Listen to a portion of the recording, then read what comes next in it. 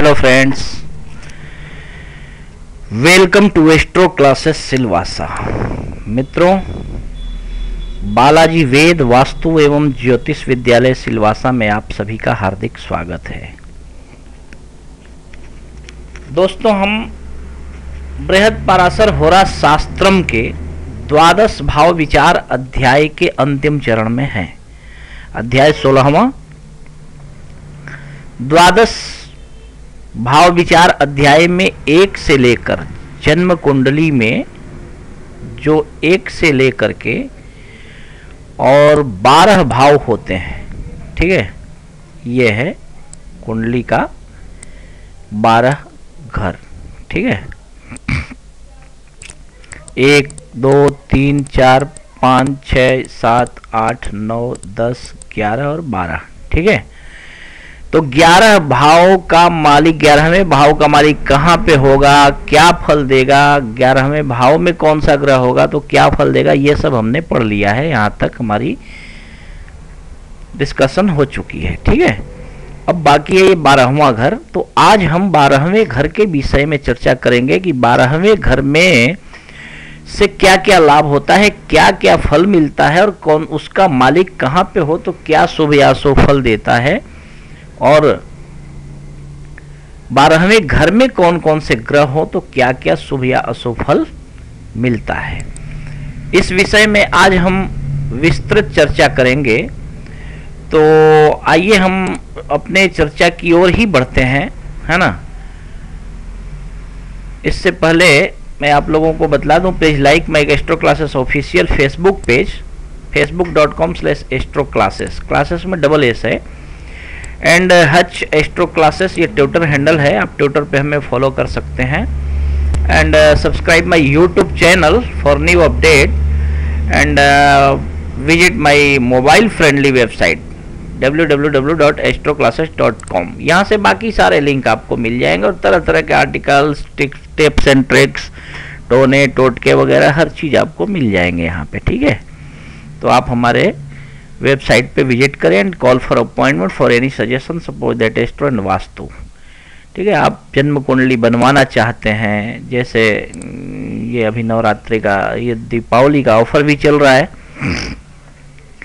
तो इसमें जन्म कुंडली दिखाने का फीस आप जैसा देख रहे हैं बिल्कुल आधा हो गया है, हर तरह के रेट, है ना। जन्म कुंडली आप जितना निर्माण करवाना चाहें हम आप बना करके कुंडली और बिल्कुल बुक बना करके आपके घर पे पोस्ट कर देंगे, कुरियर द्वारा भेज देंगे, ठीक है। ये जो रेट है इसके अलावा आपको कुरियर का खर्च अलग से देना पड़ेगा, ठीक है। तो ये है जन्म कुंडली बनाने और दिखाने। और अगर आप वास्तु से संबंधित सलाह लेना चाहते हैं तो आप अपने घर का नक्शा और एक एक चीज़ कहाँ क्या रखा हुआ है, उसमें क्या करें, ये आप हमें अगर मेल करेंगे मेरे फीस के साथ, और वास्तु देखने की भी दक्षिणा फिलहाल यही है, तो आप अपना घर का वास्तु दिखा सकते हैं, ठीक है। तो चलिए हम आगे बढ़ते हैं। हाँ, एक और बात बतला दूं कि आप अगर व्हाट्सएप पर हमारे ग्रुप एस्ट्रो क्लासेस से जुड़ना चाहते हैं तो ये नंबर है, इस नंबर पे कॉल भी कर सकते हैं, इस नंबर पे व्हाट्सएप मैसेज भी भेज सकते हैं। लेकिन अगर आप मैसेज भेजते हैं तो अपना नाम और अपना पता अवश्य ही लिखें, ताकि हम आपका नंबर सेव करके फिर आपको अपने ग्रुप में ऐड कर सकें, ठीक है। तो चलिए हम आज के प्रकरण की ओर बढ़ते हैं और देखते हैं कि महर्षि पराशर कहते क्या है, ठीक है। तो द्वादश भाव फलम जो है इसमें 239 से लेकर के 249 तक 11 श्लोक टोटल हैं, ठीक है। तो हम आज इन 11 श्लोकों की चर्चा विधि पूर्वक करेंगे। तो आइए पहले श्लोक को देखते हैं कि कहते क्या है। कहते हैं कि चंद्रो व्ययाधिपो धर्म लाभ मंत्रे सुसंस्थितः स्वच्छ स्वर्क्ष निजान सेवा धर्म लाभ धर्मात्म जान सके। दिव्यागारादि पर्यंको दिव्य गंधैक भोगवान पारार्ध्य रमणो दिव्य वस्त्रमाल्यादि भूषण परार्थ समझतो वित्तो दिनानि नवति प्रभु। ठीक है, ये 39 और 40 दोनों श्लोक है। ठीक है, तो किसी भी बात को स्पष्टता पूर्वक कहने के लिए ये श्लोकों का जो है इस प्रकार से संयोजन किया गया है। तो आप इसके अभिप्राय को समझें। कहते हैं कि चंद्रो व्ययाधिपो, ठीक है, 12वें घर का मालिक हो करके चंद्रमा, यदि धर्म लाभ मंत्रेशु, है ना, धर्म अर्थात 9वां भाव, लाभ अर्थात 11वां भाव, मंत्र अर्थात 5वां भाव। ठीक है, चंद्रमा व्ययधीप होकर के, व्यय का व्ययाधीश होकर के, व्यय भाव का मालिक होकर के, 12th होम का 12वें घर का मालिक होकर के यदि 5वें 9वें और 11वें भाव में बैठा हो, अथवा स्वच्छ अपनी उच्च राशि में, स्वर्क्ष अथवा अपनी राशि में, अथवा निजांसेवा, है ना, धन भाव के नवांश में, ठीक है, अगर बैठा हो, ठीक है, तो हाँ, स्वर्क्ष निजांसेवा धर्म लाभ धर्मात्म जान सके। ठीक है, लाभ यानी 11वां भाव, धर्म हाँ यानी कि 9वां भाव, ठीक है, और आत्मज यानी कि 5वां भाव। ठीक है, जैसा कि ऊपर भी लिखा हुआ है यही बात, और यहाँ पे भी यही बात है। तो कहते हैं कि अगर चंद्रमा अपनी उच्च राशि में, अपनी राशि में अथवा अपने नवांश में या धन भाव के नवांश में बैठा हो, अथवा 5वें, ठीक है, 5वें 9वें और 11वें भाव में, ये 11वां भाव, ये 9वां भाव, ये 5वां भाव, 5वें भाव में, 9वें भाव में या 11वें भाव में बैठा हो व्ययस हो करके, ठीक है ना, तो क्या होता है कि दिव्यागारादि पर्यंको, हाँ, दिव्य राग आदि पर्यंको, यानी तरह तरह के लेप, अंगराग जिसे बोलते हैं ना, ठीक है, तो कहते हैं कि दिव्य मकान, दिव्य गंध आदि सुगंधि से भरपूर हर तरह की चीज़ें उस व्यक्ति के जीवन में, मकान, सज्जा तथा तरह तरह के भोगों को भोगने वाला ऐसा व्यक्ति होता है। देखिए, इन दोनों श्लोकों में बात एक ही है, केवल ये जो है, ठीक है ना, थोड़ा सा है। तो आप इस श्लोक के अभिप्राय को तो अच्छी तरह से समझ गए होंगे, मुझे जहाँ तक पता, मैंने जो बतलाया। अब आपको यहाँ पे स्पष्टता पूर्वक बतला देता हूँ। चंद्रमा व्ययेश है, ठीक है, अगर चंद्रमा व्ययेश होकर के आपकी कुंडली में 5वें 9वें अथवा 11वें घर में बैठा हो, अथवा अपनी राशि में बैठा हो, अथवा अपनी उच्च राशि यानी वृष राशि, उसकी उच्च राशि है, चंद्रमा यहाँ बैठा हो, यहाँ हो, अथवा इसके नवांश में हो, ठीक है ना, नवांश निकालना पड़ता है।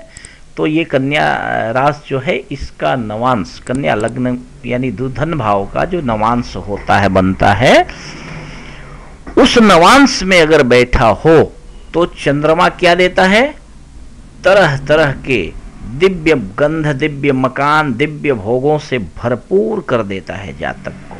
ठीक है, अब चलिए, अब तो समझ ही गए होंगे, इतना बतलाया, अब कितना बताऊं।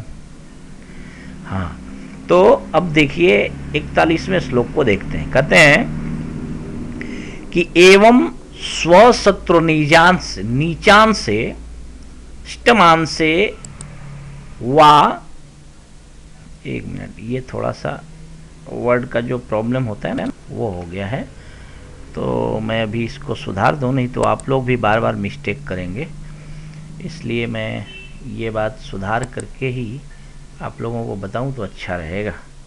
ठीक है, ये देखिए हो गया। तो एवं स्वशत्रु नीचान से अष्टमान से वाष्टमेरी पौ, ठीक है, संस्थितः कुरुते जातम कांता सुख विवर्जितम। ये तो गलत बात है भैया, इसके बिना तो कुछ नहीं होता। हाँ, संसार का सुख तो भाई वैवाहिक जीवन में ही है, और जिन्हें आनंद आ गया उनके लिए वैराग्य ही सबसे बड़ी चीज़ है, वो अलग विषय है। पर गृहस्थ जीवन में ये शादी तो ऐसा एक मिठाई है, एक लड्डू है, जो खाया वो भी और जो न खाया वो भी, दोनों पछताते हैं। ठीक है, तो चलिए देख लेते हैं। कहते हैं कि एवं स्वशत्रु नीचान से ष्टमान से वाष्ट मेरी पौ संस्थितः कुरुते जातम कांता सुख विवर्जितम। कहते हैं कि अगर चंद्रमा व्ययेश है आपकी कुंडली में, ठीक है ना, यहां से पहले वाली बात, ठीक है, अगर आपकी कुंडली में चंद्रमा व्ययेश है और व्ययेश हो करके एवं स्वशत्रु नीचान से, है ना, अपने शत्रु के अथवा नीचान से, नीच राशि के नवांश में, ठीक है, नीच राशि के नवांश में, वृश्चिक राशि में चंद्रमा नीच का होता है, ठीक है ना, तो वृश्चिक ये अपने नीच राशि के नवांश में बैठा हो अथवा अष्टम भाव में बैठा हो अथवा रिपो, रिपो यानी कि छठे भाव में बैठा हो, संस्थितः, ठीक है ना। क्या इसको समझे? चंद्रमा व्ययेश हो करके अपने शत्रु के नीचांश में बैठा हो, शत्रु के घर में बैठा हो अथवा अपनी नीच राशि के नवांश में बैठा हो, अष्टम भाव में बैठा हो, अष्टम भाव के नवांश में बैठा हो, या आठवें या छठे घर में बैठा हो, तो क्या करता है? कुरुते जातम, ये जो चंद्रमा है ये जातक को कांता सुख विवर्जितम, वैवाहिक सुख ही नहीं देता, विवाह ही नहीं होने देता। ये तो बड़ा इम्पोर्टेंट विषय है और सभी ज्योतिषियों के लिए ये विषय इम्पोर्टेंट है। तो भैया अगर हमारे जितने ज्योतिषी लोग सुन रहे हों या जिनका विवाह न हुआ हो वो लोग भी अगर सुन रहे हों तो इस बात का विशेष ध्यान रखना और चंद्रमा के शुभ होने के लिए खूब प्रयत्न करना, पूजा पाठ करना, उसकी शांति का उपाय करना। समझ गए ना? तो देखो ये आप अच्छी तरह से समझ गए या फिर से समझाऊं? चलो एक बार फिर से समझा देता हूं। चंद्रमा अगर आपके कुंडली में व्ययेश हो करके अपने शत्रु के घर में बैठा हो, अपने नीच राशि के नवांश में बैठा हो, अष्टम भाव में बैठा हो, अष्टम भाव के नवांश में हो या छठे घर में हो, तो ये चंद्रमा जातक को कांता सुख विवर्जितम, ठीक है, विवाह नहीं होने देता, ठीक है, स्त्री सुख से वंचित ही रखता है। चलिए अगले श्लोक को 242वें श्लोक को देखते हैं कि व्ययाधिक्य परिक्लांतम दिव्य भोग निराकृतम सही केंद्र त्रिकोणस्थः स्वस्त्रयालंकृतः स्वयं। कहते हैं कि ऐसा जातक, ठीक है ना, कैसा?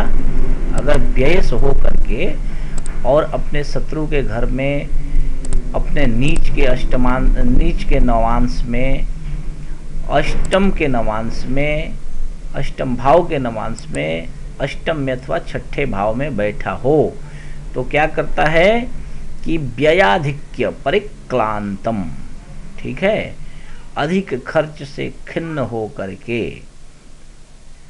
व्यय की अधिकता से परिक्लांतम, खिन्न हो करके, दिव्य भोग निराकृतम, है ना, दिव्य भोग आदि से जब रहित होता है, यानी जो चाहे वो न मिले और खर्च की अधिकता से खिन्न हो करके, परेशान हो करके, वह जो है परेशान हो जाता है, दिव्य भोग आदि से रहित हो जाता है। निराकृतम कब? ये जो पहले मैंने बतलाया, शायद वो मेरा ध्यान कहीं और था, यहाँ पे लिखा है कि सही केंद्र त्रिकोणस्थः स्वस्त्रयालंकृतः स्वयं, ठीक है ना। कहते हैं कि यदि वही चंद्रमा, पहले जो मैंने बतलाया ना देखो ध्यान बट जाए तो सब गड़बड़ हो जाता है, इसलिए आप लोग अपना ध्यान बटने ना देना। असल में मेरे साथ होता क्या है, मैं कोई न तो प्रोफेशनल वीडियो एडिटर हूँ और ना ही मुझे वीडियो बनाने का बहुत ज़्यादा वो रहता है, और नहीं कोई आइडिया है। वो हमारे एक मित्र हैं, उन्होंने बतला दिया, एक सॉफ्टवेयर दे दिया, कहा इसमें आप ऐसे करना तो बस रिकॉर्डिंग हो जाएगा। बस मैं वही करता हूँ और जो होता है जैसे होता है उसी को बस आप लोगों के समक्ष प्रस्तुत कर देता हूँ। न तो मुझे उसमें प्रोफेशनल एडिटिंग करना आता है और ना ही उसमें कुछ मिर्च मसाले डालने आते हैं। बस जो है जैसा है सादा सादा जो बोलता हूँ वही बस रिकॉर्ड होता है, वही आप लोगों के सामने प्रस्तुत होता है। तो मेरी जो भी बातें हैं उसमें कोई मिक्स कोई मिलावट नहीं है, सीधे दिल की बात है, ठीक है। तो आपको मेरा जो गलती है, जो सही है, जो अच्छा है, जो गुण है, जो दुर्गुण है, जो अवगुण है, वो सब आपके सामने, ठीक है। तो चलिए देखते हैं। कहते हैं कि अगर अपने शत्रु अथवा नीच राशि के नवांश में अष्टम भाव के नवांश में, अष्टम भाव में, छठे भाव में अगर व्ययेश चंद्रमा बैठा हो तो ऐसा व्यक्ति खर्च की अधिकता से परेशान होकर के और इच्छाओं की पूर्ति न होने से जीवन से निराश हो जाता है। लेकिन वही चंद्रमा यदि केंद्र और त्रिकोण में हो, केंद्र मतलब 1, 4, 7 और 10, त्रिकोण मतलब 5 और 9, ठीक है। अगर इन घरों में बैठा हो तो उस जातक को स्वस्त्रिया अलंकृत स्वयं, उस जातक को पत्नी से बहुत ही सुख मिलता है, पत्नी सुख से युक्त होता है। अलंकृतम स्वस्त्रिया अलंकृत स्वयं, वह जातक स्व स्त्रिय यानी अपनी पत्नी से युक्त होता है। अलंकृत मतलब युक्त होता है, शोभायमान होता है, ठीक है। और देखिए यहाँ इस श्लोक को देख लेते हैं। लग्नस्य पूर्वार्ध गतान भोगाः फलम प्रदद्योस्तु प्रत्यक्षकम ते, परार्ध खट्को गताः परोक्षम फलम वदन्ति इति बुधाः पुराणाः। कहते हैं कि लग्न के पूर्वार्ध, अब यहाँ आपको समझने वाली थोड़ी सी बात है, आपका दिमाग लगना चाहिए। मैं तो बता के निकल जाऊंगा, पर आपको देखो, अगर जो चीज़ आपको समझ में ना आए उसको बार बार प्ले करके आप देख सकते हैं, ठीक है ना। आपके लिए तो प्लस पॉइंट है, मेरे लिए तो बोलने का एक ही मौका होता है ना। और अगर ज़्यादा बोलूँ तो वीडियो वो काफ़ी लंबे हो जाते हैं। और लेकिन अगर जिसको सीखना है, जिनको ज्योतिष के प्रति रुचि है, उनको तो भाई वीडियो लंबा हो या छोटा हो उससे कुछ नहीं, उनको तो सीखना है। तो आप देखना, वो आपकी बात है, उसमें तो मेरा बोलने जैसा कुछ है नहीं। तो मैं बता देता हूं कि लग्नस्य पूर्वार्ध गतान भोगा, लग्न का पूर्वार्ध, देखो कुछ मत जो है 10वें भाव से लेकर के 3रे भाव तक को लग्न का पूर्वार्ध मानते हैं। लेकिन कुछ मत जो है वो 7वें से लेकर के और 12वें घर तक, ठीक है ना, इसको पूर्वार्ध बोलते हैं, ठीक है।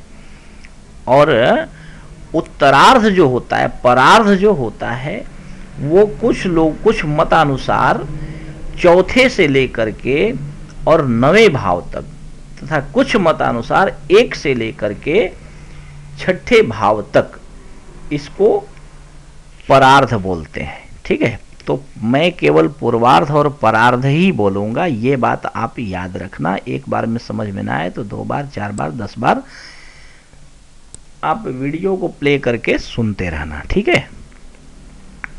तो चलिए मैं इस श्लोक का अभिप्राय बतला दूं। कहते हैं कि लग्नस्य पूर्वार्ध गतान भोगा, यदि लग्न के पूर्वार्ध में, ठीक है, स्थित ग्रह जो बैठे हुए ग्रह है, ठीक है, वो प्रत्यक्ष में फल देते हैं, ठीक है। प्रदद्योस्तु प्रत्यक्षकम ते फलम, क्या प्रद्यस्तु फलम, यानी जो फल देते हैं वो प्रत्यक्ष में देने वाले होते हैं। और जो परार्ध में, ठीक है, परार्ध खटको गताह परोक्षम फलम वदंती ति बुधाः पुराणा। बुद्धिमान विद्वान जन शास्त्र भी ये बात कहता है कि जो ग्रह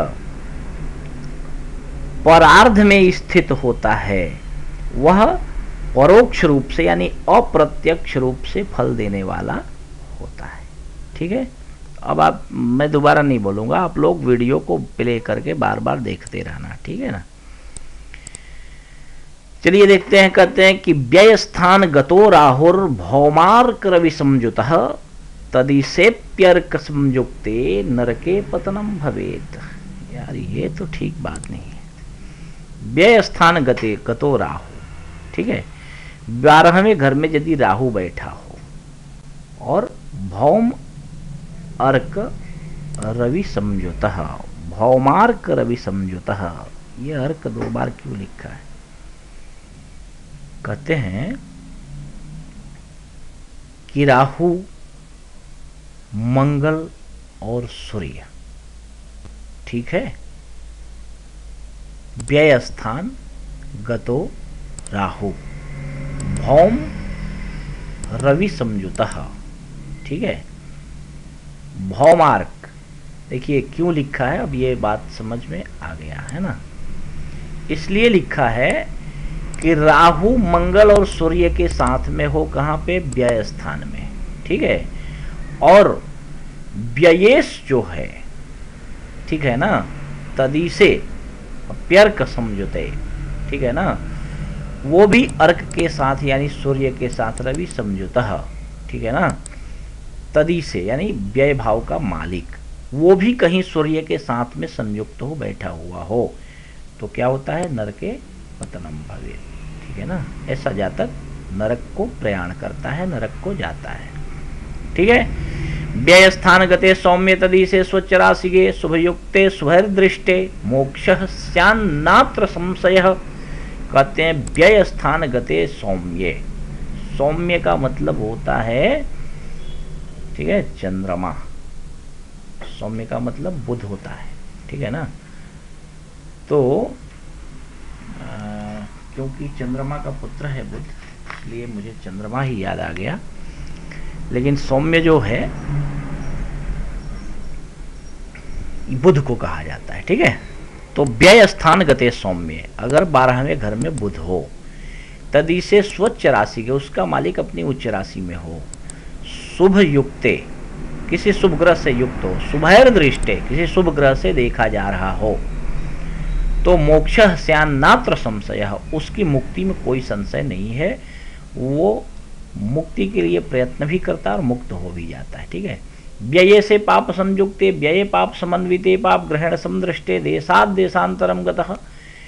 कहते हैं कि अगर व्यये से पाप से युक्त हो, पाप ग्रहों के साथ में बैठा हो अथवा किसी प्रकार से संबंध रखता हो, व्यय पाप समन्वित, व्यय घर, व्यय भाव में भी यानी 12वें घर में भी पाप जो है, कोई न कोई पाप ग्रह बैठा हो, पाप ग्रहण समदृष्टे, अगर पाप ग्रहों से देखा जाता हो, तो देशात देशांतरम गतः, ऐसा व्यक्ति देश विदेश जाने वाला, घूमने वाला और धन कमाने वाला होता है।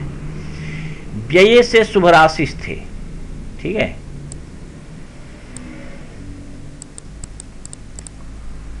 व्यय से शुभ राशि थे,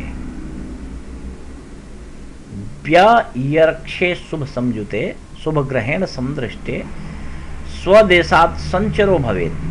कहते हैं व्यय से शुभ राशि से, व्ययेश जो है वो किसी शुभ घर में बैठा हो, शुभ राशि में बैठा हो, ठीक है। और व्यय भाव शुभ ग्रहों से युक्त हो, व्यय भाव में भी शुभ ग्रह कोई बैठे हो, शुभ ग्रहण समदृष्टे, किसी शुभ ग्रह से देखा जाता हो, ठीक है ना, तो अपने देश से स्वदेशात, है ना, अपने देश से संचरो भवेत, अन्य देश को जाने वाला ऐसा व्यक्ति होता है, यानी विदेश यात्रा इसकी होती है जो लाभदायक ही होती है, ठीक है।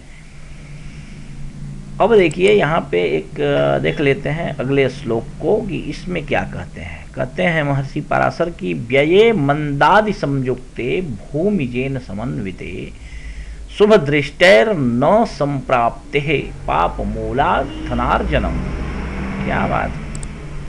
व्यये मंदादि संयुक्ते, व्यय घर में यानी 12वें घर में, मंद अर्थात शनि, ठीक है, और भूमिजेन अर्थात भूमि का पुत्र, भूमि का जन्मा कौन है, मंगल, ठीक है, शनि और मंगल समन्विते बैठे हों।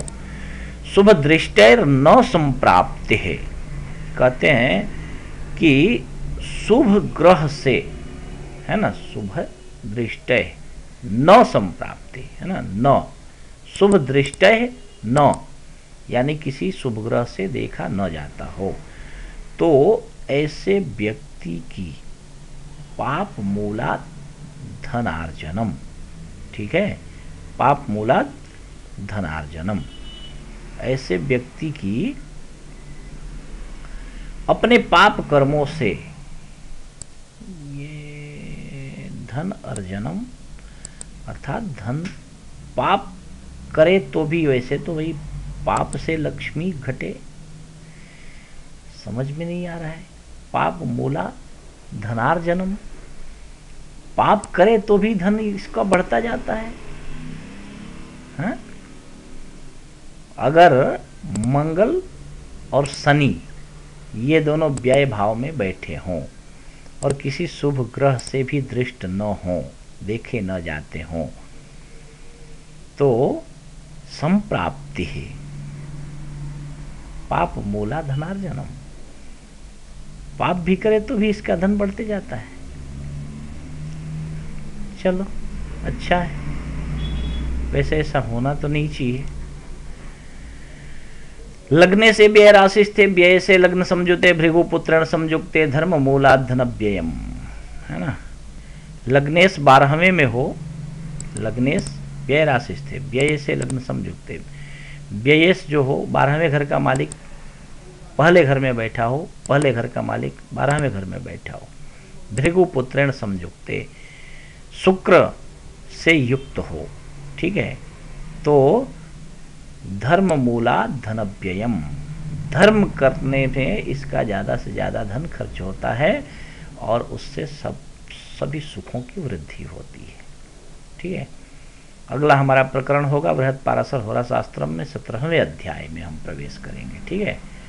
और भावेश फलाध्याय, अगर प्रथम भाव का मालिक कौन सा ग्रह है, वो कहाँ बैठा है, तो उसका क्या फल होगा, इस विषय पर पूरा देखिए। हम इसका जो है ना भावेश फलाध्याय, भावेश फल, ऐसा करके हम इसका जो YouTube पे अपना होता है ना, क्या बोलते हैं उसको, अपना सबका डिफाइन करने के लिए जो बनता है वो मुझे ध्यान में नहीं आ रहा है, तो उसमें हम वो बना करके और उसमें हम डाल देंगे सारे वीडियो, इस प्रकरण के जितने वीडियो होंगे ये मैंने बना के डाला है, तो इसमें जितने प्रकरण इसमें होंगे ये हम उसमें लग्नेश पहला, दूसरा, तीसरा, चौथा, 12वां तक हम ऐसा बना करके और डाल देंगे, ठीक है। तो इस प्रकार ये आज का हमारा प्रकरण पूर्ण हुआ। तो please like my astro classes official page, Facebook page facebook.com/astroclasses and astro classes Twitter पे हमें फॉलो करें, subscribe my YouTube channel for new update and visit my mobile friendly website www.astroclasses.com। बाकी ये ब्लॉग है और call for appointment for any suggestion suppose that astro and vastu जन्म कुंडली बनवाने अथवा दिखाने के लिए, अपने घर का नक्शा दिखाकर वास्तु से संबंधित सलाह लेने के लिए, बच्चों की जन्म कुंडली बनवाने के लिए, अपनी कुंडली दिखाकर समझने के लिए आप हमें इस नंबर पर कॉल कर सकते हैं। अपॉइंटमेंट लेकर के आप मुझे फ़ोन कर सकते हैं। अगर कहीं बाहर रहते हैं तो, यहाँ रहते हैं तो ऑफिस में आएँ, और कहीं बाहर अगर रहते हैं तो आप फ़ोन पर एडवाइस ले सकते हैं। उसके लिए सबसे पहले आपको मेरा फीस देना होगा। मेरी कुंडली में मेरे अकाउंट में मेरा जो है वो फीस आप डाल करके फिर मुझे कॉल कर सकते हैं, ठीक है। ये अभी कुंडली दिखाने का फीस एकदम बिल्कुल आधा हो गया है। जन्म कुंडली निर्माण का भी जो है चार्जेस एकदम आधा हो गया है। तो आप हमें कॉल कर सकते हैं, ठीक है। तो thanks for watching, bye and take care.